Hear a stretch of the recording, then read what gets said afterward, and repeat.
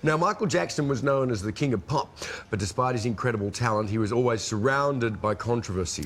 The notoriously reclusive superstar's bizarre behaviour and fascination with the young gave rise to innuendo and rumour before ultimately leading to child molestation charges in 2005. In a moment, we will speak to his doctor, who was convicted of manslaughter. But first, let's remember the controversy around Wacko Jacko.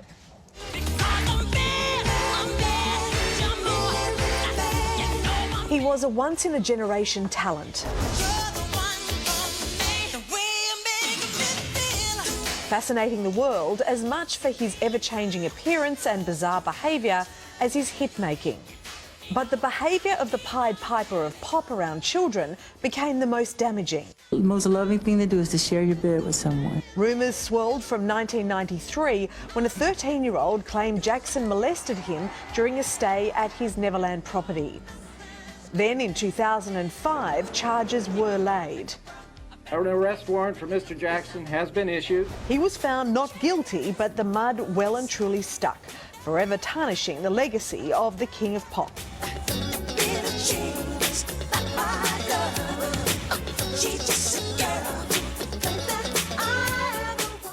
And joining us now, live from Florida, is Dr. Conrad Murray. Good morning to you. Now, Doctor, Michael Jackson hired you in 2009 to be his personal doctor for his concert tour. Why was it, do you think, that he felt he needed a doctor, and particularly one around the clock? Well, Michael Jackson and I had been friends since 2006, and I was his doctor since 2006. During the course of those 3 years, I had taken very good care of Michael and his 3 children. When it came to going to London to the This Is It concert, he wanted more of a personal physician around, and that's when he asked that I join his tour. It was a difficult decision. It took a while before I made up my mind, but I agreed in the end. Right. There are times in the book where you say, Doctor, that you thought, to an extent, Michael may have been a little neglectful of his children, in the sense that he wanted to be sedated so often that he really wasn't there for them. Well, I think Michael was a good father, and he clearly loved his children. But there were times when I had to question his activity as far as wanting to spend as much time. I think he was very distraught at times. He was withdrawn. He was under severe pressure, and because of the pressures that was mounting, where the shows were concerned, in addition to his financial crisis, I felt that drew him further and further away from spending the time he wanted. You claim that Michael told you that he was given hormone injections by his father when he was 13. Why was he given those injections? That's a very earth-shattering problem that Michael has suffered with for a long time. And it's quite an astonishing set of remarks and the story that built up around that. When a child who is a singer, before they turn into puberty, have that childish, high-pitched voice, at puberty, when the hormones change, the testosterone and the voice box break, you become that of a deeper voice, and you've lost that childhood pitch. And it's important that you maintain that if you want to continue with longevity. Otherwise, many careers are ended at that time. So the insinuation there is that Michael's father and possibly other people were conspiring to essentially chemically castrate Michael so that his voice wouldn't break. It's interesting that you use the word chemical castration, and you must have had some way of eavesdropping on the book, because those were Michael's words, that he had been chemically castrated. That was a very hard pill to swallow, a very difficult thing to live with. I, as a medical doctor, explained to Michael that injections and hormonal therapy that may inhibit a process is not the same as castration. But in his own layman's term, and before he had the chance to regurgitate that type of story to anyone, he always lived with the fact that he had been castrated. Right. He felt like a neutered dog. Doctor, there was obviously, you obviously had a very deep bond with Michael, but there was a lot about his behaviour, for whatever reason, that was very, very peculiar. I mean, you know, we know now about the skin whitening, to which you were a party. We know that he dressed up in disguise to meet women or call girls. We know at one point that he had a plan to be betrothed to a 13-year-old girl. I will say that as a friend and as his physician and as a person with a father of children, I would say that some of his behavior hinged on the boundaries of being abnormal. But even though that may be the case, it does not define that he was absolutely a monster or anything else that was heinous to society. You also talk about the reasons that he wanted to remove the colour in his skin as a way of removing, if you like, terrible things that had happened to him in his past. Tell us about that. Michael's past has been a monumental disaster. Michael carried a lot of pain, a heavy load. But Michael had an abnormal approach to that. He felt that he could no longer look at the person in the mirror and get away from the issues that bothered him. You see, Michael could get away from everything.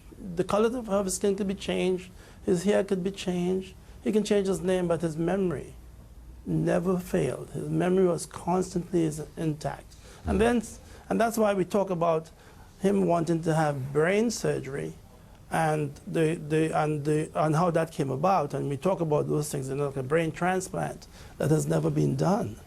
And so Michael was running away from himself. I think when people read this book, they will get to meet Michael that they have never known.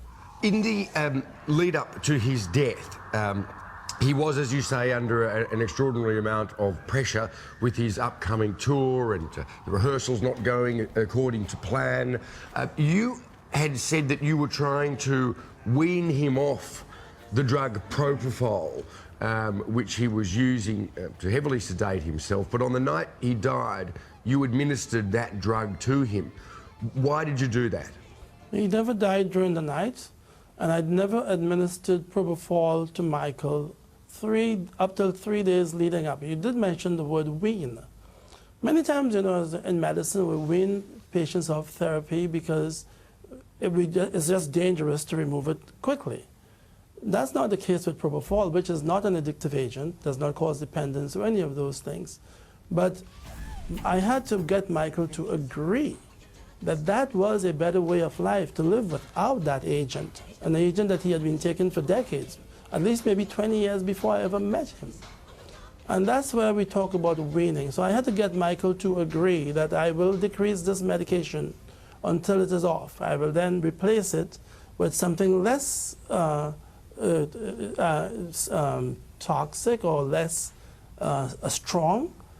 And then eventually you would go on to the regular garden variety over-the-counter or prescription pills that you may use now and then should you have sleeping issues.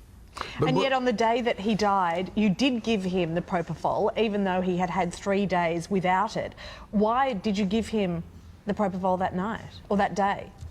Arnold Klein had made Michael a drug addict of opioid. This is another doctor. Over the years. He had given him, he's a Beverly Hills dermatologist, that had actually made him addicted to Demerol. Michael wrote a song called Morphine, based upon his likeness for that agent.